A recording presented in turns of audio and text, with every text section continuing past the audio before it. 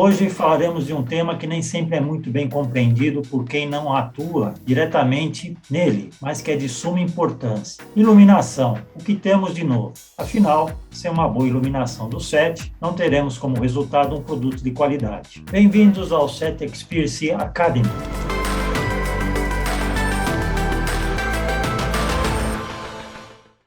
Então, tenho aqui essa bag aqui do centro, que é como se fosse uma maleta para criar também um softbox, e tenho aqui uma solução muito interessante que eu ponho 4 ou 8 lâmpadas e faço um super softbox, com as minhas lâmpadas que estão sendo usadas hoje soltas. Vantagens dos tubo LEDs. Eles podem ser usados diegeticamente, como a gente chama, que é dentro do set, com uma luz de efeito, uma luz de complemento, e usados fora da cena. Eles têm pouco ataque de distância. Então, quando eu crio um softbox como esse, eu aumento o meu ataque em termos de distância. E aí eu posso ter fontes mais poderosas, ou seja, eu levo um kit de 8 ou de 16 lâmpadas e faço toda a minha iluminação de set. Né? No caso específico desse tipo de iluminação, eu tenho mais problemas com o nosso famoso contraluz, né? Menos direcional. E quando eu ponho uma fonte muito grande como essa, eu tenho uma grande possibilidade de ter flare nas lentes, né? De ter uma invasão de luz na lente, que fica muito difícil de você trabalhar, e os velhos Bandor de Fresnel, nesse aspecto, são muito mais úteis. Então, agora, segunda solução. Existem algumas marcas, né? Aputure, Lamplight, são as pequenas tochas, na minha opinião, oriundas dos flashes de estúdio. Tem uma carinha de flash de estúdio, né? Que com o LED se transformou numa luz contínua, usando acessórios, alguns deles muito parecidos com os dos flashes, como essas canecas que dão ângulos diferenciados, né, do meu ataque de luz, e que adapta aqui, como eu falei, com o mesmo bocal, com as minhas mais diversas soluções de luzes softs.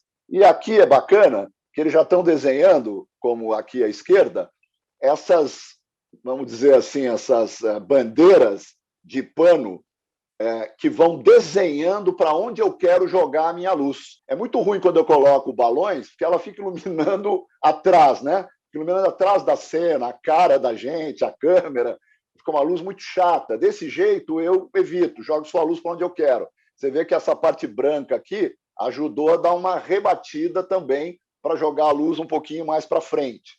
E aqui eu tenho uma lente Fresnel, então mesmo refletor, que ele é uma caneca direta, como se fosse, por exemplo, o chamado refletor aberto, que a gente tinha no passado que caiu em desuso, né? Com luz de tungstênio palito. Aí tem um Fresnel, que é uma luz halógena de foco com lente, então eu tenho essa solução também. E tem a solução dos balões, dos octógonos, tudo isso. Tá? Então, aqui, 3 setzinhos para a gente ver isso. Né? Aqui um croma que eu tenho os meus 2 balões. Né? Aqui ele iluminando uma cena ficcional ou documental, essa imagem do meio. E aqui uma cena claramente ficcional. Uma coisa que aconteceu na iluminação moderna, a gente diminuiu muito a quantidade de cabeças de luz, de quantidades de refletor. As luzes ficaram muito mais justificadas, elas ficaram luzes mais naturalistas. Né?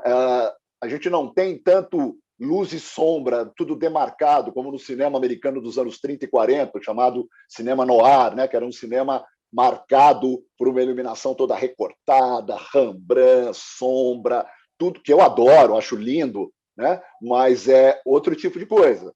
Eu acho que alguns filmes de hoje pode usar fazendo o noir moderno. Né? Blade Runner é uma reinauguração de um noir moderno, trabalhando com uma estética retrofuturista.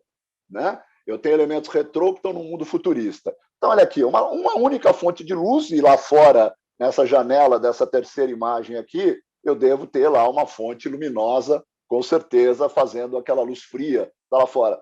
2 fontes, eu matei a minha cena de ficção. Então, economia, praticidade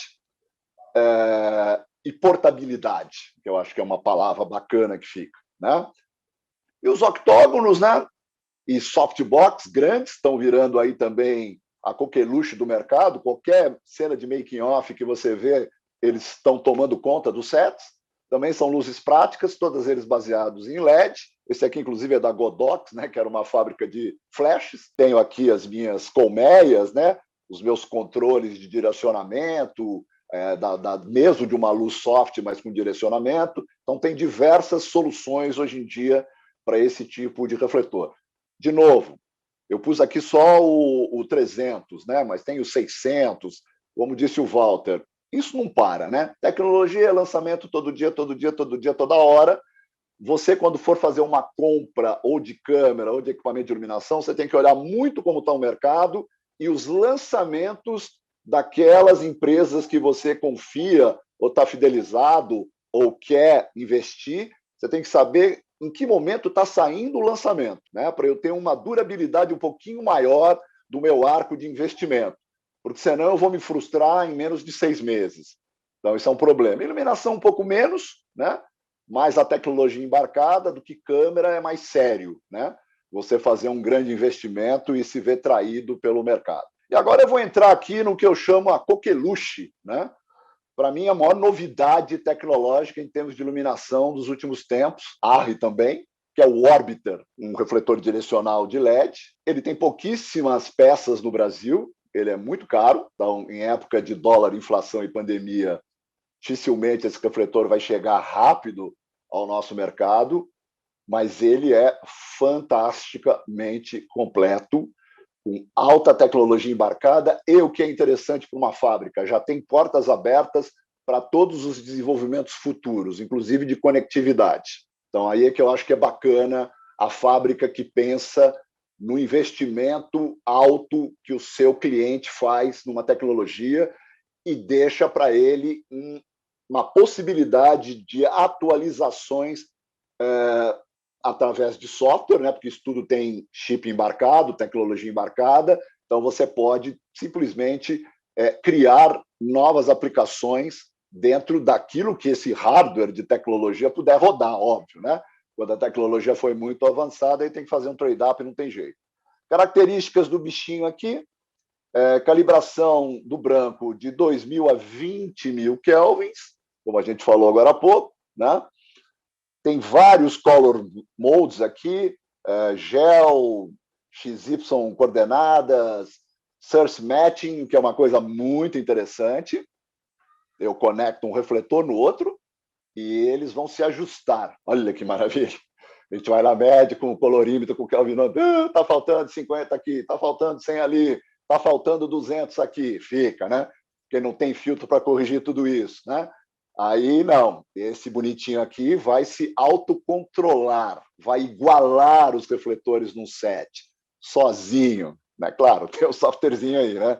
Não é tudo tão moleza. Temperaturas de cor de balanceamento de 3.200 e 5.600, as clássicas temperaturas de cor para tungstênio e para daylight, ainda continua, né, esse mundo, embora eu tenha visto, em função da entrada dos LEDs no mercado, uma tendência sempre maior a nós irmos para o mundo do daylight, né, o mundo do 5.600, dos 6.000, dos 6.500 até, né? Lembrando que a calibração dos nossos monitores, tecnicamente falando, é D65.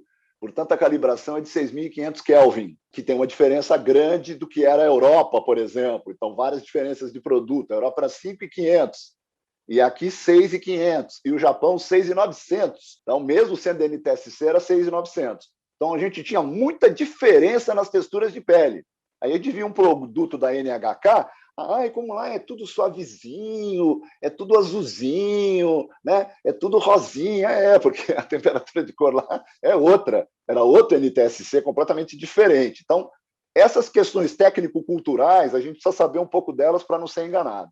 Olha aqui, o CRI 98, então chegamos no tungstênio, né? Como você falou, o TLCI 95. Aqui tem uma diferença, né? O CRI era um observável a olho, né, humano, e já o TL já é uma observação por software, né? já é uma observação dentro de um meio eletrônico. Então, é a reprodutibilidade eletrônica e outra reprodutibilidade a olho humano.